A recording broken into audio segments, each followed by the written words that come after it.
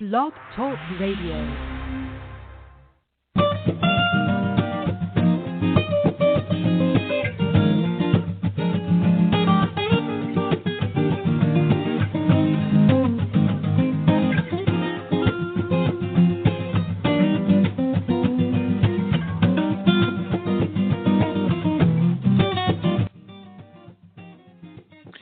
Good morning, everyone, and thank you for joining me again this morning on Next on the Tee. I'm your host, Chris Mascaro, and today we've got three great guests lined up to knock the dew off the tee with me this morning.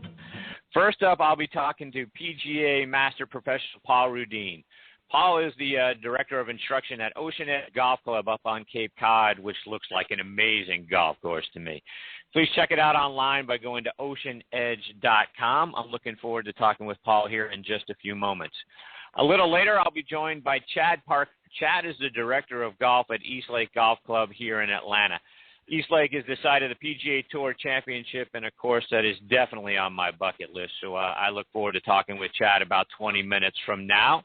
Then I'll wrap up the show by talking with PGA Tour Pro Bob Estes. Bob is a four-time winner on tour. He has also had a few top tens in the majors, but he's also a Cowboys fan, and we're going to have to see what we can do about that when he joins about 40 minutes from now. But before we get started, we like to kick off the show by saluting the brave men and women serving our military and everyone listening in on the Armed Forces Radio Network. We also want to thank those of you who serve in every branch of public service. We truly appreciate the sacrifices you make to preserve our freedoms and our liberties. Our sincere thanks as well to Cos Crew, Stephen Lee, and all the folks at Armed Forces Radio. It's an honor for us to be a part of your network. You can find our show by going to armedforcesradionetwork.org. You'll find a sports link on the very bottom right-hand side of the homepage or the radio link in the upper right-hand corner. Click on that, you'll find our show. Please also give those guys a follow on Twitter at the AFRN for the Armed Forces Radio Network. All right, and like I say, joining me first up this morning is Paul Rudeen. Paul is the PGA Director of Instruction at Ocean Edge Resort and Golf Club up in Yarmouth, Massachusetts. He's a PGA Master Professional. He was inducted into the William Peterson University Athletic Hall of Fame in 1987, was named the PGA Teacher of the Year for the Cape Cod chapter in 2008. One of his students is near and dear to my heart, near to dear Red Sox Nation's hearts, and also people that view the MLB channel. Heidi Watney is one of his students, and I'm excited that Paul is next on the tee with me this morning. Hi, Paul. How are things up in God's country? Chris, we're having a beautiful day today. It's a Chamber of Commerce day today. Nothing but green grass and blue skies. Good for you, my friend. So, Paul, I'm jealous on so many levels, but let me start by saying Ocean Edge is a beautiful golf course up there on Cape Cod. It's a Jack Nicklaus redesign, right? Opened in 2007?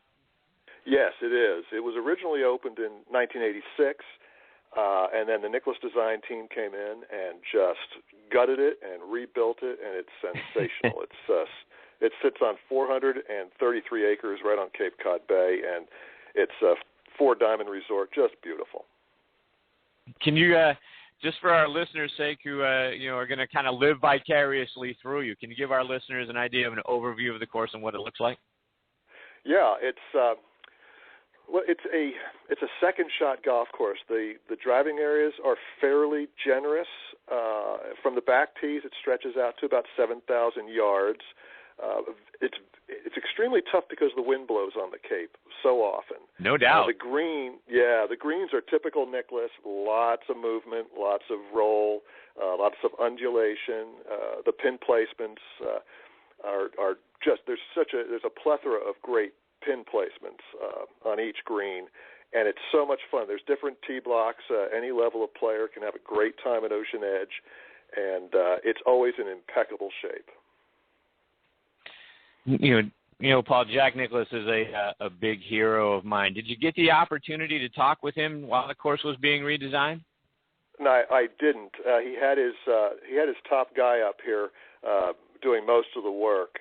I have met him in the past, though. He was a hero of mine too. It's probably because he's probably the reason I have a flying right elbow right now. But he was. Is that right? Yeah, he was. People think that golf started in 1996 with Tiger Woods, but they're quick to forget how great. The Bear was just the man. I used to go to Westchester every year and watch him as a kid, and just awe-inspiring, the shots he would pull off and the power, the sheer power he had. He just was that much better than his contemporaries. Yeah, agreed. Yeah. Now, Paul, your website, paulrudeen.com, great site. We're going to talk more about that in a minute, but you've got lessons on there with Heidi Watney. How did the two of you get hooked up? Well, Heidi is like you said in the pre thing that she's the darling of Red Sox Nation. I mean, Heidi is she's terrific. She's Nick Watney's cousin. They grew up very close in Fresno. They're about the same age. And Heidi was the Red Sox girl. She was the Red Sox reporter.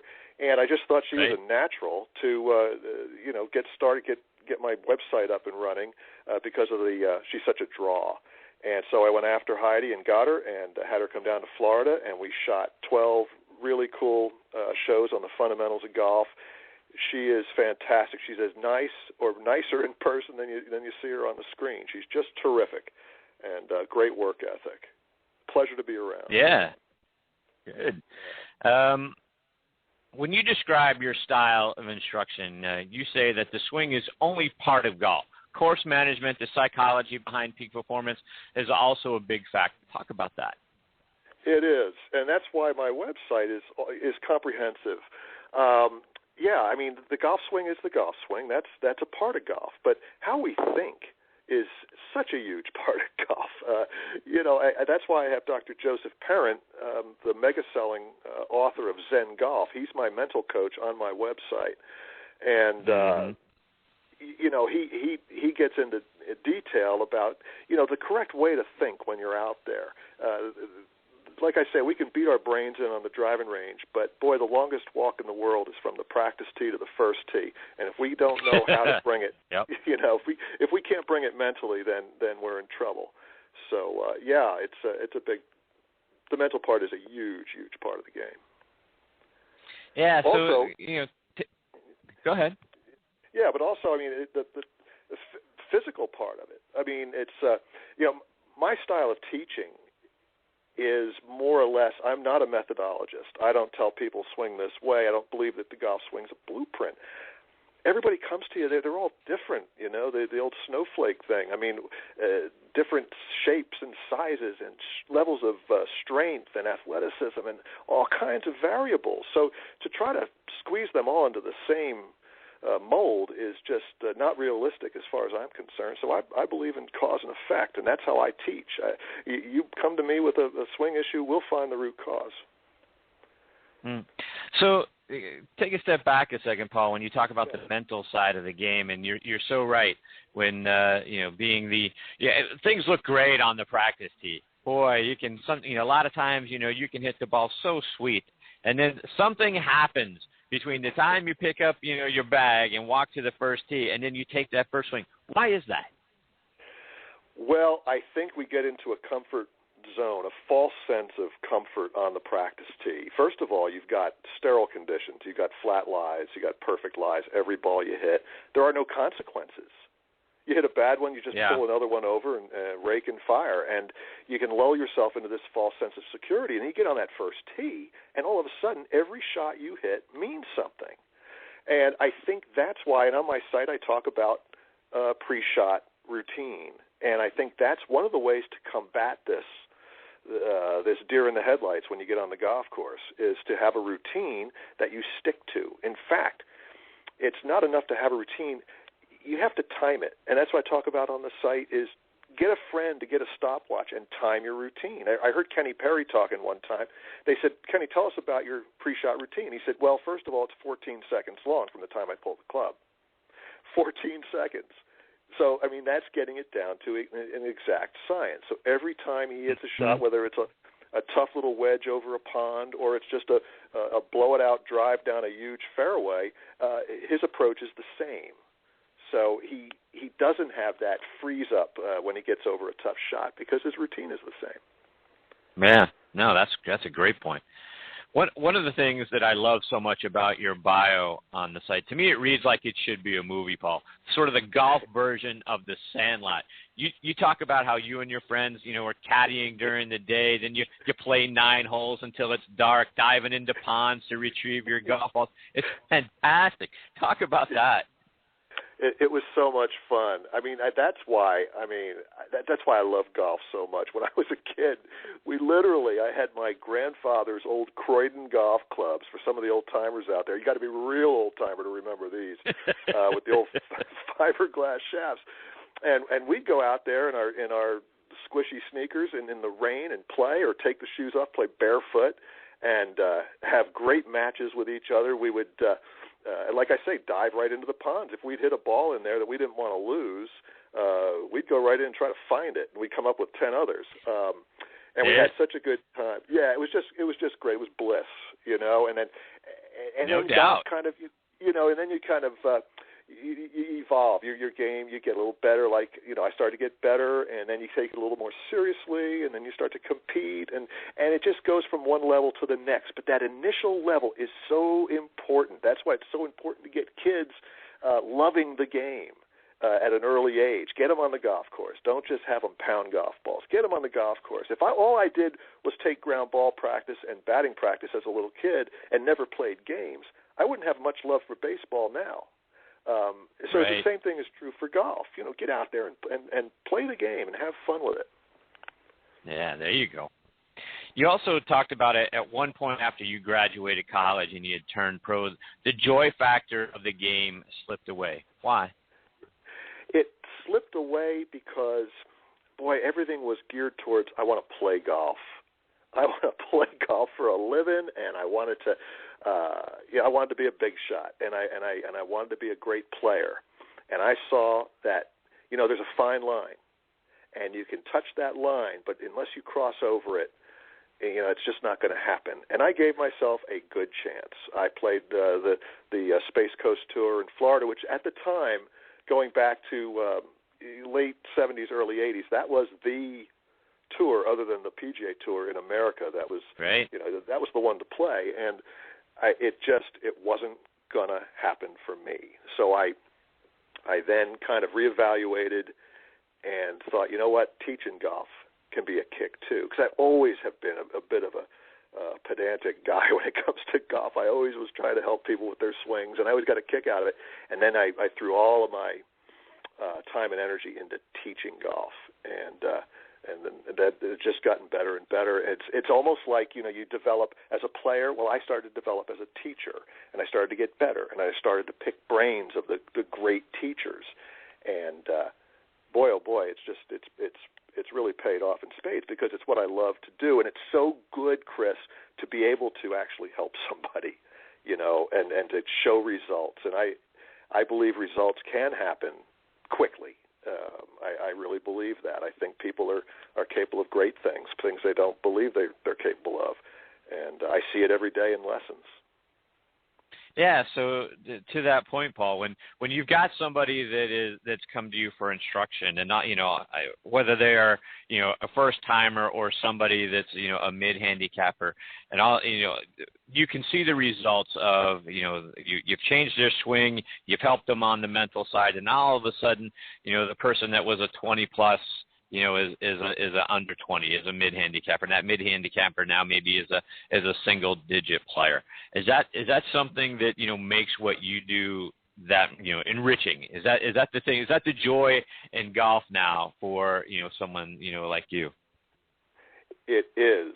That's the whole thing in a nutshell. That's what I get off on now as far as golf goes. I love to see somebody improve, and I like to see somebody. I love to see the spark in somebody. Yeah. Let's face it, us golf instructors, when they come to us, they're down, and they're not playing right. well, they're not swinging well, they're not having any fun, and so to kind of reinstill that spark, what a gift, and I love that, and I do it. I use video, and I've got a video system, Chris, that I bring it right on the golf course, right on the practice tee. It's a big screen, and they can see immediately what they're, where they are and what they need to do. And boy, when they see their swing, and then when I'll put them side by side, here's the beginning of the lesson, here's now, they can see it, and it just instills them with this sense of confidence.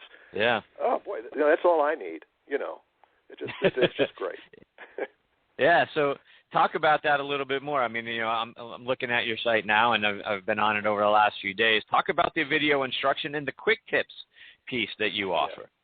Yeah. Well, the video instruction is people can upload their golf swings and send it to me. You don't have to be a subscriber. A subscription to the site's $34.95 for the year. I have 9 pages on the site. But they don't have to be a subscriber. If they are a subscriber, they get a drastically reduced price on their online lessons. So they'll upload a video of their swing, and I'll turn around and do a voiceover and draw the lines and analyze their golf swing and maybe give them a drill or two to go work on. And then so that's that. And then the quick tips. These were a lot of fun to shoot. I have 40 of them on there. And they're all 1.5 to 2 minutes in length. And we did a lot of, cutaways to where I'm demonstrating. I even have one where I'm hitting a ball out of the water, which is kind of fun. And by the way, it was down on the Wanamaker course at PGA Golf Club in Port St. Lucie, and there is an area where we went to shoot this. Chris, it looked like snake-infested waters, but we had to get the shot, and boy, I went in there.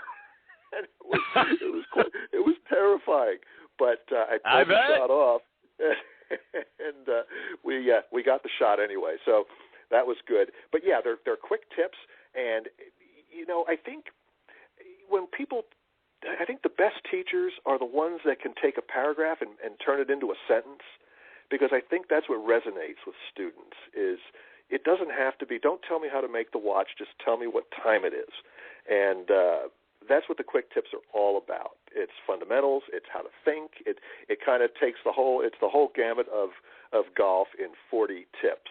And next year I'll have 40 more tips. So you'll have 80 tips when you sign up next year. All right. Talk a little bit about some of the success stories that you've had. Who have you seen? And I'm obviously not looking for names of students, in particular, but some things that you've seen in a transformation from somebody that you started out with and now where they're at. Okay. Yeah, I had a young kid who came to me, and he was you could tell he had a little bit of ability. That's the thing with kids. You don't know.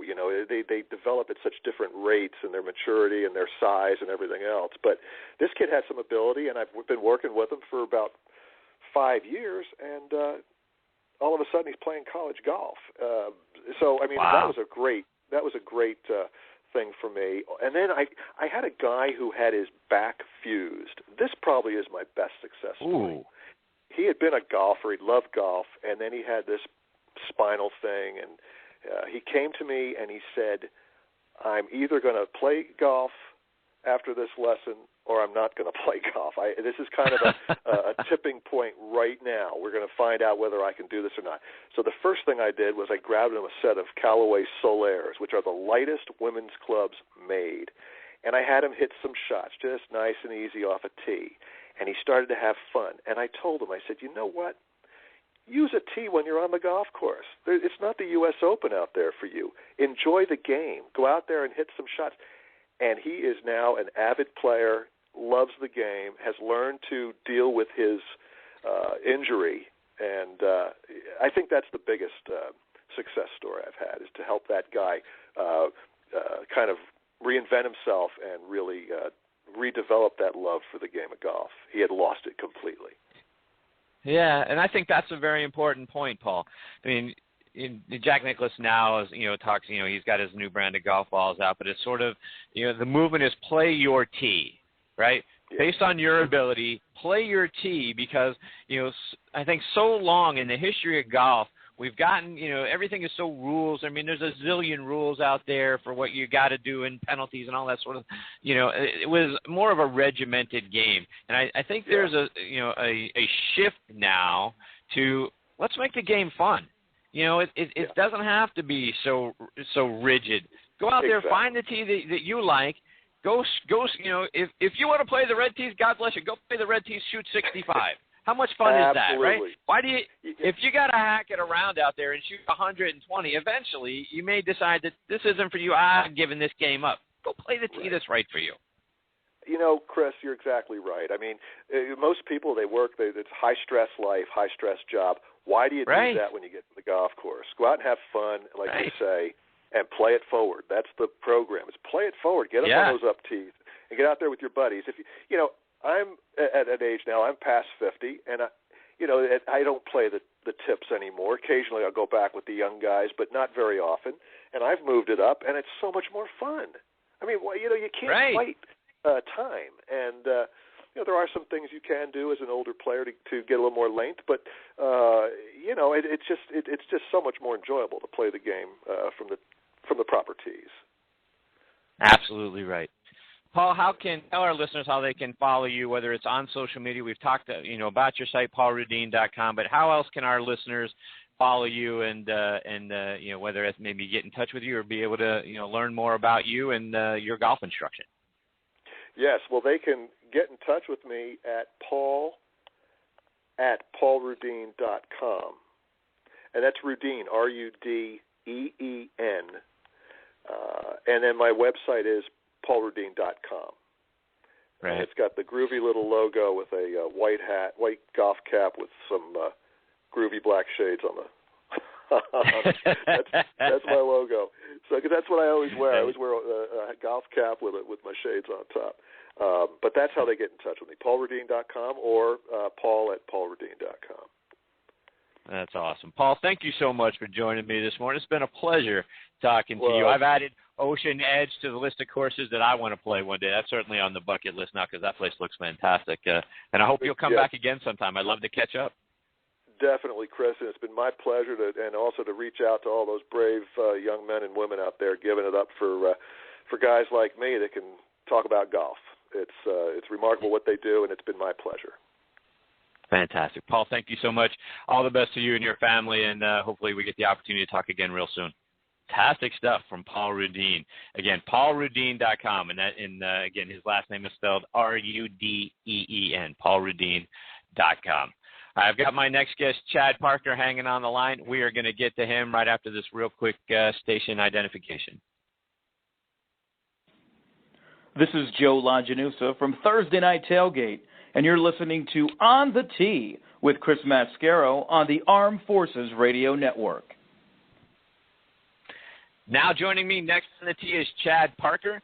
Chad is the director of golf at Eastlake Golf Club here in Atlanta. Eastlake is the site of the PGA Tour Championship. I'll give you a little background on Chad. He's originally from Florence, Alabama. Graduated from Mississippi State with his degree in marketing and professional golf management in 1995. He started his golf career in 96 as an assistant golf pro at North River Yacht Club over in Tuscaloosa, Alabama. In 97, he became a head golf professional at Eastlake.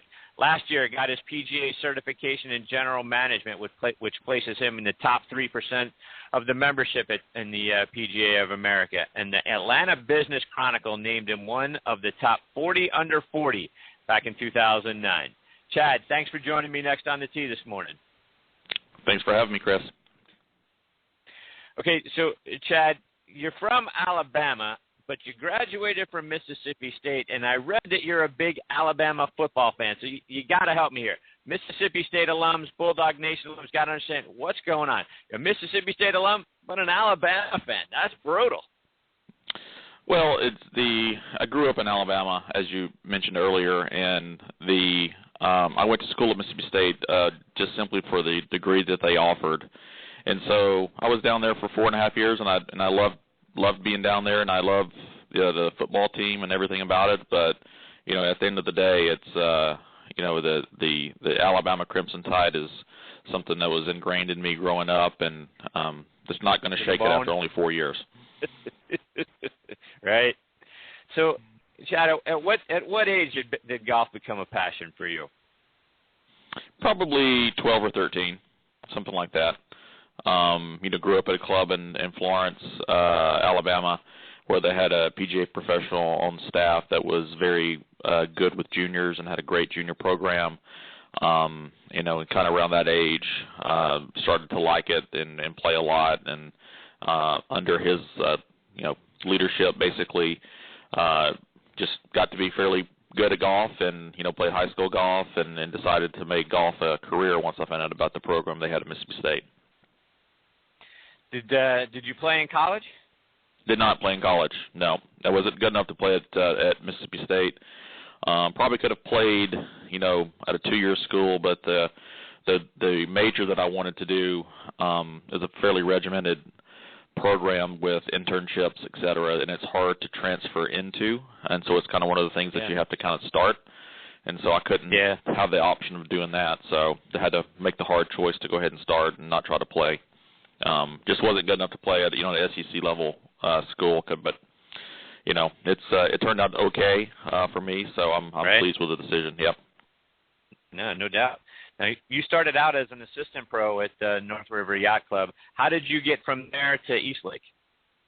A friend of mine from school was here, and my wife was being transferred to Atlanta, and I'd stayed in touch with him after we graduated, and just basically networked and had a position open here at Eastlake, and I knew that we were moving to Atlanta, so it kind of worked out that way, which is a great lesson to maintain contacts. You never know who's going to get the job you want. Exactly right. You never know who knows somebody else. I couldn't agree with that statement more. Mm-hmm. So we had Ralph Keppel, your superintendent there at Eastlake, on with us a couple of weeks ago, and I said to Ralph that you guys, are in charge of and are playing on some sacred land, at least from a golf historian standpoint. Next to Augusta National, Eastlake to me is the place us golfers in the Southeast all have on our bucket list now. Not only is Eastlake the site of the Tour Championship and a Donald Ross design, but it's the place Bobby Jones grew up. Do you ever sort of look out on the course and, let the historic significance, if you will, come over you? Oh, every day. Every day. Is that right? Something I don't, it's a place that, something I don't take lightly, and, something that you have to remind yourself that the guys that are walking through the door, it may be their first time here. And you see a lot of really wide-eyed folks, and, it's kind of neat to see grown men kind of get giddy about playing golf, and we see that a lot here. Yeah, I bet you do. Like I say, it's, on my bucket list. I'm sure it's on, just about every golfer, at least in the Southeast bucket list.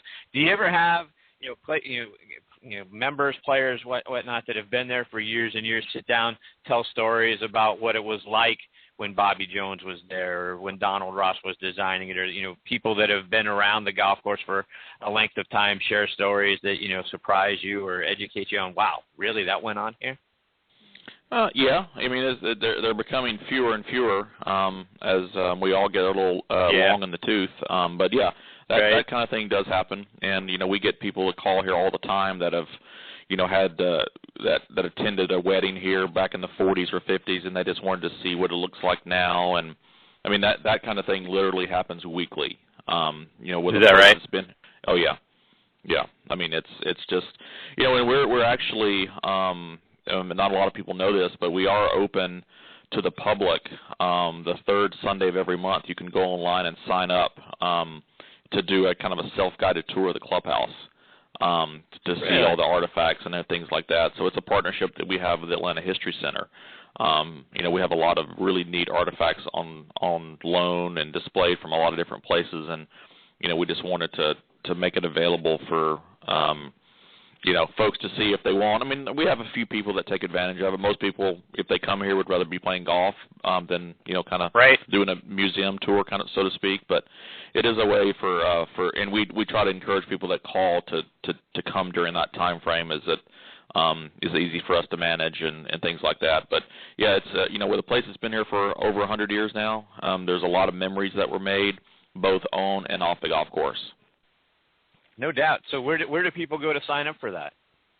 It's on our website, eastlakegolfclub.com, and I'd have to kind of dig into, I think there's a tab on there I have to under the history, I think, it says you can sign up for Clubhouse Tour. So, yeah, very nice. I'll have to pull it up right now and see if I can find it. So while you do that, speaking of the golf course itself, Chad, back in 2007, Zach Johnson went out there and set a course record, shot 60. Yeah, Did you have an opportunity to talk to Zach about that round? I did. Yeah, I did, and he felt bad about it. Because he knew. Right? Why? Well, he knew that the reason that he was able to shoot that was because the greens that year were in a sad state, just because we had bent grass greens and we had the hottest August, I think, on record, and they were basically just soft. And the only defense that any modern golf course or any golf course has, period, to guys like Zach Johnson and then the folks that play here every year are firm greens. And if you can't get the greens firm, then they're going to shoot lights out. I don't care how long the course is. And that's exactly what happened. I mean, if you look at the history of, we've had the Tour Championship 13 times, the winning score for 12 of those 13 times has been between 6 and 11 under, or 6 and 12 under, in that range. 2007, the winning score was 23 under. So it just goes to show you how much easier the course played that week.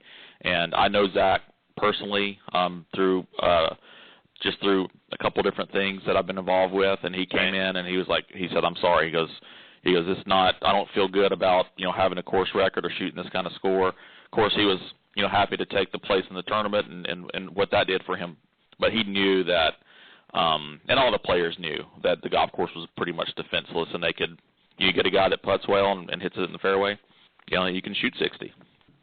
So, he was very gracious about it. We actually gave him a hat. We embroidered 60 on the back of a hat and put it in his locker for him. And, we were excited that he did it, but it was just kind of a strange situation with the way the greens were. We weren't able to get them firm, and you can't challenge them without firm greens.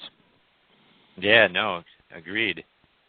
How stressful is it for you the week, as you're leading up to the Tour Championship? I'm sure it's harried and you've got 1,000 things you've got responsibilities for and take care of, but what's that week like for you?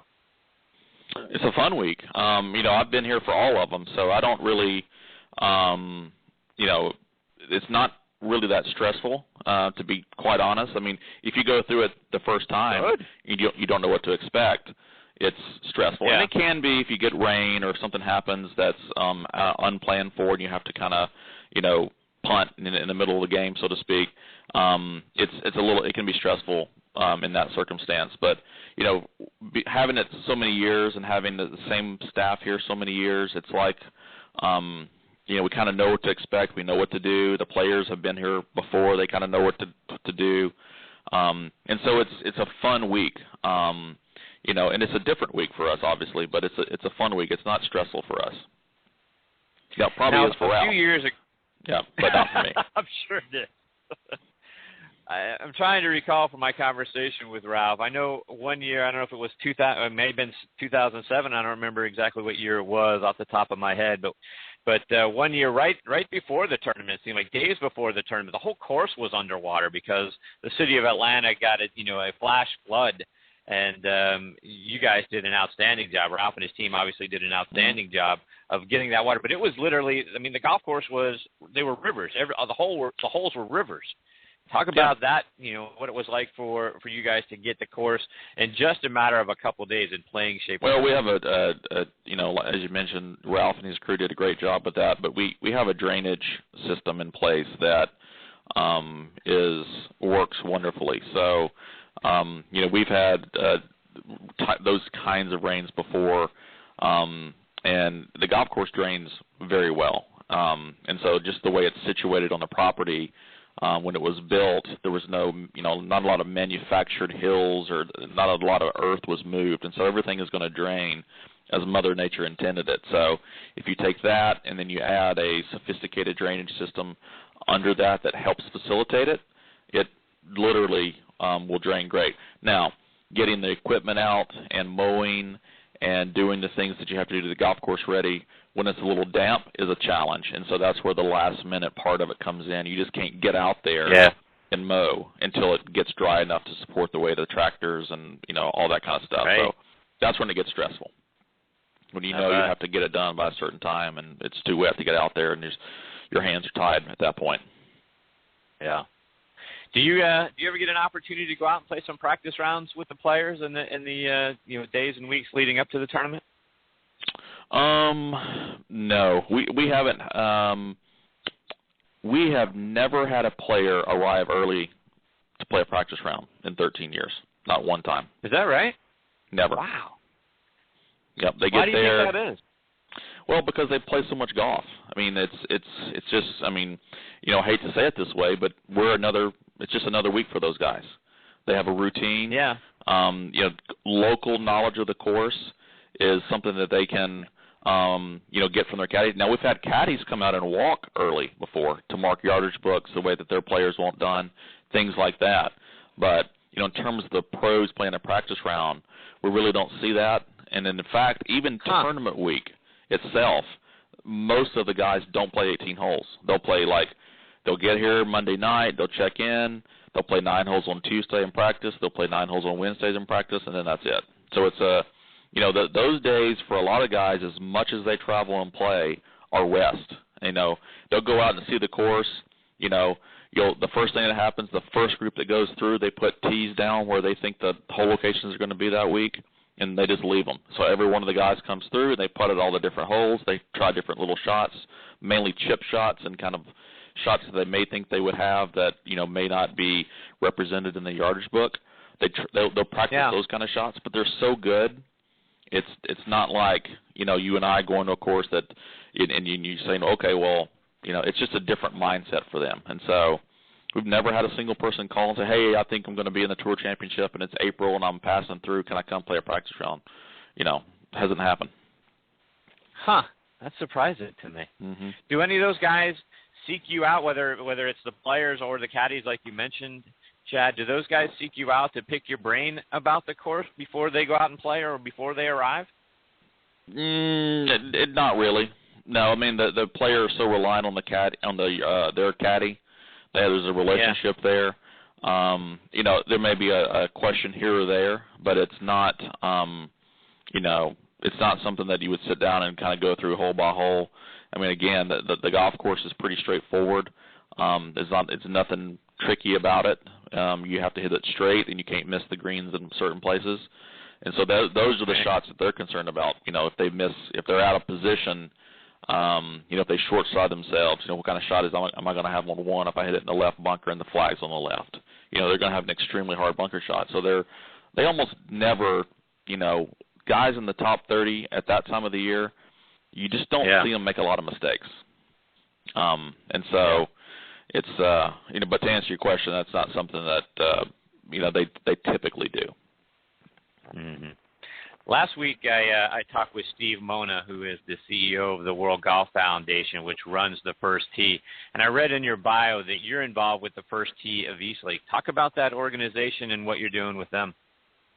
Well, the First Tee the First Tee of Eastlake is part of the Eastlake Foundation. And so the golf club, our Eastlake Golf Club, is basically a conduit for money raised for the foundation. I mean, any profits that the club makes, including hosting the tournament, is diverted back into the work the foundation does. And so the First Tee program is something that we're very proud of. And so my involvement has been going over from time to time, helping with the kids, but there's a full-time staff of both paid folks and volunteers that manage that process, because it is, last year I think we had over 600 kids in the program. It is a massive undertaking, and you need a lot of coordination. Yeah. My role has been kind of in a support, help when you can, be involved that way. Talk to the kids when they come over here and play, which we allow them to do from time to time, some of the older kids especially. But so it's mainly been, to support what they're doing and to help kind of the people that really are running the program, which is Nairi Williams and Jeff Donovan. Those two guys are really the ones behind that program that make it go. You and Stuart Sink started a charity golf event over in your hometown in Florence to raise some money for a nonprofit facility called the Healing Place. Talk about that and how you got Stuart Sink involved. Well, Stuart and I grew up together, and he grew up in Florence as well, obviously. So after he'd been on tour for a number of years, he kind of had the itch to kind of give back to something in our hometown. And at the time, my mom and sister had started this organization called the Healing Place, and so the stars kind of aligned. And so we started a golf tournament, and we're like, well, we'll give whatever we make on this tournament to the Healing Place, and I'll invite in my buddies. That's where I know Zach from. Zach Johnson's played in it 4 or 5 times, and all of Stuart's friends from tour, from the PGA Tour, will come in and play. And it's grown to be a hugely successful event for a small town in Alabama that makes a tremendous impact on the charity. The one-day event, including the party the night before and auction, et cetera, will fund about 90 to 92% of their operating needs for the year. Wow. So it's a massive thing for them, and it's a day out of our lives to travel over there and play and to coordinate it. And there's a lot of work involved behind the scenes, of course, but so it's a massive thing, and it's just one example of how the guys on the PGA Tour can use their influence and time to really make a tremendous difference. And I think it's, that story's being told, a little better by the PGA Tour, but I don't think people really understand, how much those guys do for others. And it's not typical in the professional athletes that I've seen for folks to be that way, but golfers seem to be that way. And people gravitate towards them. Right. They want to be around them. And it's just kind of a perfect scenario to raise money. So we're very proud of that, and both to do something where we grew up, but also to make a tremendous impact to one group of folks that are doing some incredibly difficult work, to be honest. I mean, it's just, when someone loses a sibling or a parent or something traumatic happens in your life, you'll get a lot of support early. But it's that 3 month, 6 month, 1 year from the time it happens that you may need some help, and that's what the Healing Place does. It's there as an ongoing support mechanism for folks that have experienced a loss or a change, a significant change, and they don't charge for their services. So it's an incredible thing, and very, very proud to be associated with it. Absolutely. That sounds fantastic, Chad. For our listeners that may want to get more information or be involved, how can they find out more information about the tournament itself or the event itself and the Healing Place? Do you know? The Healing Place, the tournament itself has a website. It's the Healing Place Charity Championship.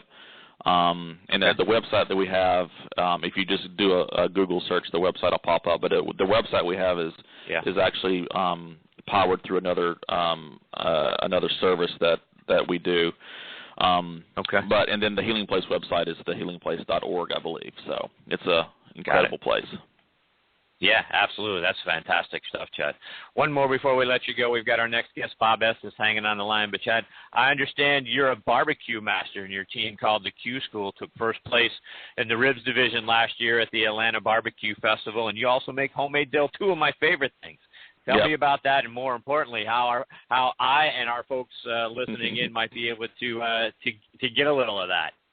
Well, the barbecue thing is definitely a passion, and it's something actually that Stuart and I both are Stuart's on our team, the Q School team, and he was there for the win last year for the ribs, and it's something that we talk about a lot, and in fact, Stuart and I talk more about barbecue than golf. And so it's just something that we kind of started doing a few years ago, and of course, like anything else, you can't, once you like it, you can't get enough of it, and so we cook every possible chance we can. One of my favorite things to do in barbecue is every year for the Tour Championship on Saturday, we cook ribs for the caddies, for the Tour caddies that don't get a lot of love throughout the year.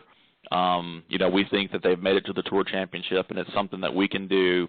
It's a small thing, but it's something that we can do from the club to them, saying, hey, we recognize what you do. Here's a nice lunch that we've cooked, that we personally cooked. It's not catered. It's not, so that tradition has been ongoing this will be our 4th year coming up this year. So, Plus, it gives me an excuse to cook barbecue at work during the Tour Championship. So it's a great thing. And then the pickles is yeah, exactly. And the pickles is just something that my dad has been doing for years, and I've learned how to do it. And it's kind of one of those things, once you give them out to a few folks, people start calling, and so that's something I'm going to have to figure out in terms of selling them and how you do that. Right. So that's coming down the pike, maybe a little bit later in life. But right now they're not available, for retail sale or anything like that. It's just kind of like a friends and family thing.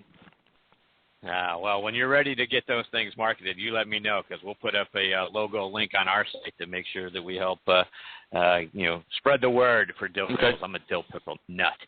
All right. Well, good. Well, Chad, thank you so much for taking time out of your Saturday morning to be here. You're a lot of fun to talk to. I hope you'll come back and join me again sometime. I'd love to continue to get your thoughts, not only about what goes on at Eastlake, but maybe some thoughts and insights about what's going on around tour.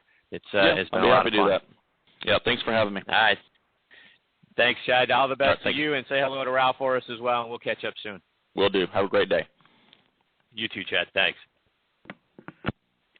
Chad Parker, head of golf director, I should say, out at Eastlake Golf Club here in Atlanta on the side of the Tour Championship. Look forward to barbecue. Fantastic. Going to have to check him out at the Atlanta Barbecue Festival this year. We've got our next guest, Bob Estes, hanging on the line. Going to get to him right after this quick station identification. You're listening to On the Tee with Chris Mascaro on the Armed Forces Radio Network. Now joining me is PGA Tour pro Bob Estes. Let me give you a little background on Bob. He's from Graham, Texas. Played his college golf at the University of Texas from 1984 to 1988. He won the 1988 Haskins Award, which is presented every year to the most outstanding collegiate golfer in the nation. He's a four-time winner out on the PGA Tour. He won the 1994 Texas Open, the 2001 Inventus Classic in Las Vegas, the 2001 FedEx St. Jude Classic over in Memphis, and the 2002 Kemper Open. He had top 10 finish last year at the OHL Classic in Riviera Maya, Mexico. He also serves as the host for the Fellowship of Christian Athletes Tom Landry Memorial Golf Tournament in Augusta, Texas. And I'm excited to have him as part of Next on the Tee this morning. Bob, how are you today? Good. How are you, Chris? I'm fantastic, thank you. Now, Bob, I don't know if you know, but I also host a football show called Thursday Night Tailgate here on the Armed Forces Radio Network. I'm a huge Steelers fan. Unfortunately, I read you're a Cowboys fan, so it could get a little challenging for us, here in the next few minutes. But I did have Dan Reeves on the show with me Thursday night, so maybe that can help bridge the gap a little bit. Maybe so. Yeah, I definitely grew up as a Cowboys fan. Actually, I grew up in Abilene, Texas. I was born in Graham and lived there for the first 3 years of my life. I think I was 3, maybe just turned 4 when my family moved to Abilene, Texas, when my dad was a football, basketball, and golf coach at McMurray University. Nice.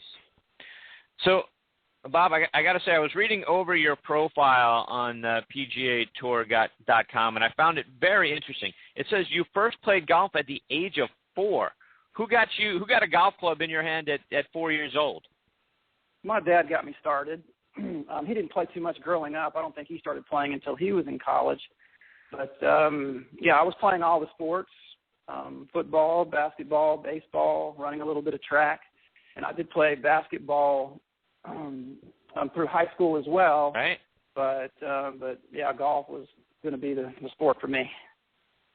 Yeah, so you mentioned basketball, and I read that you played basketball in high school. How did golf win out over basketball? I basically was spending about 6 months in the gym and 6 months on the golf course with a little bit of overlap through my junior high and high school years. But I feel like I was a pretty good basketball player, but as time went on and I continued to get better and better at golf and won the state high school championship my junior year, it was pretty obvious. And I knew since I was 10 or 11 years old that golf is what I wanted to do, and I wanted to play on the PGA Tour. But, I had a good amount of success and just kept, pushing myself and to eventually, make it to the PGA Tour. Yeah, I mean, I read that piece where it said by age 12 you had already set your sights on playing out on the PGA Tour. So, good for you for having the laser focus at 12 to be a tour player. How did that come about? Was it a love for the game, or 12 years old? And we all say, right, when we're growing up, oh, I want to be a baseball player, I'm going to be a football player, et cetera. You said golf at 12. What clicked at 12 years old for you? Well, it might have even been before that, but yeah, I mean, I started playing when I was 4. I was playing tournaments by the time I was 5 or 6. I was watching the PGA Tour on television, just like some of the other people were, and just loved it. And I just knew that's what I wanted to do from an early age. I read that you once worked with Charles Coody in the bag room at Fairway Oaks Golf Club. What was the experience, meeting Mr. Coody and then working with him? It was a great experience. Picking up range balls and working in the bag room taught me that I definitely didn't want to have a real job for a living. I wanted to play golf. So I can't remember how many months that I worked there at Fairway Oaks. What that did, too, is it gave me privileges to play that golf course. I grew up on a municipal course, and then we joined Abilene Country Club when I was 14, and right around that time, I think, is when Fairway Oaks came to be there in Abilene, and it was just a bigger, stronger course. I mean, we even had a PGA Tour event there for a few years, and the Champions Tour as well. Right. But it was a great place to actually raise the level of your game. Mr. Coody won the 1971 Masters, had several top 10 finishes in the majors. Did you ever sit down with him and pick his brain about what it takes not only to compete on the tour, but to especially compete in the majors? Well, what was great is, I was able to play golf with him as well. We had an amazing situation in Abilene because we had so many really good junior golfers. And Charles Coody's son, Kyle, was one of those. So I remember there were many times when, whether it was myself and Kyle and another teammate, would get to go play with Charles. And, it was, it's kind of, that was so long ago, it's kind of hard to remember what all we talked about. But just having not just a tour player, but a major championship winner, right, there in our hometown, and able to, just play golf and see how he went about things, and see how we compared, how our games, compared to his. It was really good motivation too. Thinking that we could do the same thing if we worked hard enough. You won your first event in 1994 at the Texas Open. So essentially in front of your home fans, did you get a lot of support that week, and how exhilarating a feeling was it to be able to win, in your home state? Yeah, that's the one that's closest to where I live now in Austin. And, sometimes you may have heard about the Texas Slam, all 4 tournaments here in Texas. And so I've only won the one in San Antonio, but that was a pretty special win. Yeah, not just because it was my first win, but because it was here in Texas. So I had lots of friends and family down there following me, and being a Texas Longhorn, there's always plenty of Longhorns in the gallery at all these tournaments in Texas as well. So, it was really special. Right. Talk about the Masters a little bit. You played in that tournament a number of times. You finished tied for 4th with Steve Pate in 1999. Augusta National is my favorite place on the planet. Talk about what it was like the first time, you got the invitation and the opportunity to play there, and then what it was like to be a contender in the final round. Yeah, I'm not even for sure exactly which year was my first year. It might have actually been the year that I did win the Texas Open, but I think I may have qualified from the previous year. Yeah, I think that's right, because my finish at the PGA Championship at Inverness, where I tied for 6th. I think that's how I earned my first Masters invite. But so that was really exciting. And one of the things that I remember in particular was first time I went there. Of course, driving up and down Magnolia Lane was very impressive. But I remember walking out of the pro shop, after checking in the locker room and all that, walked out the pro shop, And from there, you're looking almost directly towards the 12th green in Rays Creek. But it was so open. Obviously, there's lots of huge pine trees and other trees, I guess, on the golf course. But It was so open, you could see almost to the other end of the golf course. They planted a lot of other trees since then that, kind of blocked the view somewhat. But it's just an amazing piece of property. Mm-hmm. Was there a moment during that Masters, either on Saturday night or Sunday morning, when you thought to yourself, you know what, I got a chance to win the Masters here? Yeah, I can't remember how far back I was going into the last round, but I do remember how relaxed I was because my short game was so good. It's always been the strongest part of my game, but I got a lot of great short game practice in the days leading up to the beginning of the tournament. I remember I was so relaxed, too, because I was sleeping so well at night. We had a house that we rented, and I had the upstairs bedroom area all to myself, and so I was getting plenty of sleep, so it wasn't like I was real anxious, but it was pretty cool to be in contention. And actually, I played well in that back nine also. Well, I guess as it turns out, I think when I made the turn, it was teeing off on number 10. I believe I was -5, and I think anybody who was in contention, I think, was right around that same score. So I guess you could say, in essence, I was tied for the lead with 9 holes to go, and I made 8 pars and a bogey on that last 9 holes, and I was still playing really well. And I think that I either lipped out or ran it over the edge like 7 of those 9 holes. So I was still playing well, and could have won it, but the ball just didn't want to go in the hole in that back 9. Yeah, so you mentioned you slept well, you weren't anxious. How do you not do that? I mean, you're in a major, you're contending, you're about to go into a final round where you could win a major. A lot of folks, that's where it sort of falls apart. Bobby Jones talks about the game is played between the 6 inches between your ears. Jack Nicklaus talks about how most of the players eliminate themselves when you get to a major because they don't think they're capable of doing it. How are you able to relax yourself and stay in the moment and stay focused and not get all uptight? Well, I think a lot of anxiety is from not feeling like you're prepared.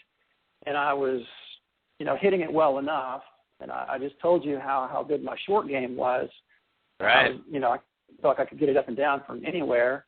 So I think that was the main thing. I just had,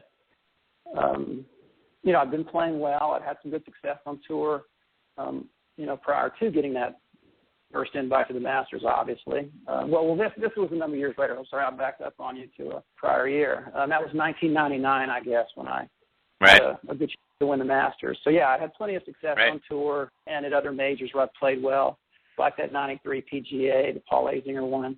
And so, I was just confident with what I was doing. I loved the golf course. And, I mean, if you can't enjoy being at Augusta National and playing the Masters on Sunday, then you've got problems.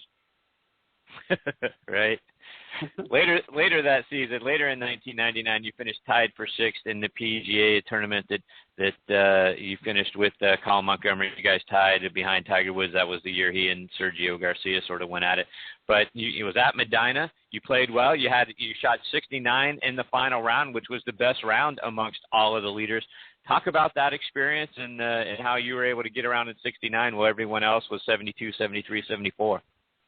Oh, I didn't even remember that I shot the low round of the guys that were up near the lead. So how about that? I've been out there for a long time, so it's hard to remember everything.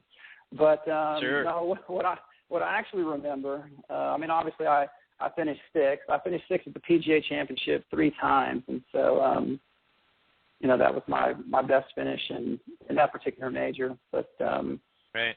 I bogeyed 2 of the last 3 holes coming down the stretch. I had a chance to make the Ryder Cup team. I knew I was close. I wasn't really thinking about the Ryder Cup team. I was just trying to finish as high as I could, in that particular championship. I can't remember how many shots back I I finished a Tiger, but I don't think that I had too much of a chance to win. I think I was too far back, kind of on that back nine on Sunday. But I bogeyed 2 of the last 3 holes to finish 11th on the Ryder Cup points list. If I would have just made 1 bogey in those last 3 holes, I would have made the team automatically. But Ben Crenshaw, who was the captain that year, was kind of in an awkward position, or maybe not. But, we both obviously went to the University of Texas. But if Ben would have picked me, from what I heard, I would have been the first rookie, a Ryder Cup rookie, to ever have been a selection. I think anybody up to that point, and even a few years beyond that, had Ryder Cup experience. So it would have put a lot of pressure on him, too, to pick me in that situation. And so I completely understood, because supposedly the Ryder Cup is a whole different animal. But I would have enjoyed the challenge, but I completely understood. That's one of the disappointments in your career, Bob, that you're not getting the opportunity to play in the Ryder Cup? Yeah, I mean, we have the President's Cup as well, but the Ryder Cup has always been the one that held the most prestige. So yeah, that was disappointing. I mean, I felt like I still was going to have many opportunities to make the team after that, and I did play really well in that time around 2001, 2002, where I won 3 times, I think, in 13 months. Right.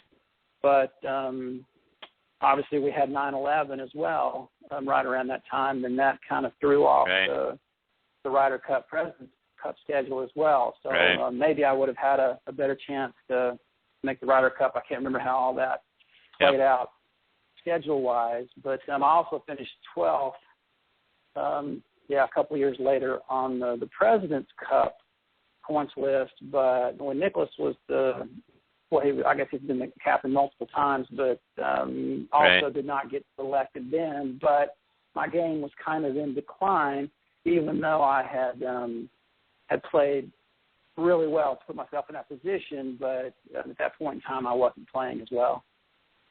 Yeah. Now, you mentioned 2001, right? You won twice that year, right? 3 times within a 13-month span. You finished 9th on the money list that year. Is that the most satisfying season, from what you've gotten so far out on tour? I think so. Yeah, anytime you win once, it's special. I mean, so many guys that played the tour for many years and have never won out there. So it's hard enough to win once. So to win, twice in 1 year, that kind of says something. And I had made some changes. I had actually changed my grip at Colonial in May of 2001. Even though I had success prior to that, I felt like I just wasn't able to get over the hump and get to that next level. And I had experimented over the years with a 10-finger grip. And so finally, I just kind of made the decision to commit to that. And I did that, like I said, in May 2001. I won a month later in Memphis, June, and then again in October, I think it was, in Vegas, and won the fall finish as well back when we had that going on. So I won a big bonus for winning the fall finish through the Tour Championship, and but then I tried to even improve on that in 2002, 2003, and I was actually, what I had done with my equipment and my grip size to make me play better, I started to try to actually make my golf swing better to go along with that, and I started going in the wrong direction. So by the time I kind of figured out that wasn't quite right, I had played some pretty poor golf and was, heading south instead of north. Well, and now, as mentioned in the intro, you had a top 10 finish last fall, in Riviera Maya, Mexico. Where's your game at now? Oh, I guess we didn't get a chance to talk about that. No, that's the last tournament that I played. I started struggling a little bit with my left shoulder end of August, early September, right around the time of the playoffs. But I didn't know what it was. But it got a little bit worse through September, October, November. I think it was the second to third week in November when we played the event in Mexico. I skipped a couple of events because I knew I wasn't prepared this past fall because my shoulder was getting worse. And so it makes it difficult to even want to go practice when, you have an injury like that. But as it turns out, I had an MRI done the Tuesday after the tournament in Mexico, and I guess it showed that I had an impingement. So that's what was going on. So it's much better than it was back in November, but I'm still going through different kinds of therapy. I have a really good prolotherapy doctor here in Austin. I think he either is or was the head of the association here in the state of Texas. So I'm trying to avoid surgery is what I'm trying to do, even if I miss the entire rest of the season or the year. So I have made progress, but still not to the point yet where I can make a full swing. I'm sorry to hear that.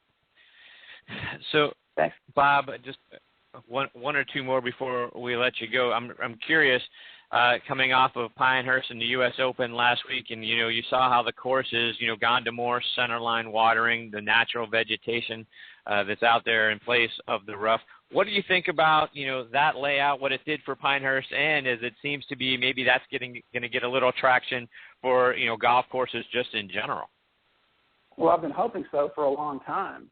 Is that right? The Open Championship, No, I grew up in West Texas. I grew up playing on hardpan. I grew up playing on really firm, fast, dried-out golf courses just because we don't get too much rain out there during the summertime and the fall. So, and the Open Championship, the British Open as we call it, was always the championship that most intrigued me growing up. So I love that browned out look. It was closer to what I grew up playing on a lot of the courses in West Texas.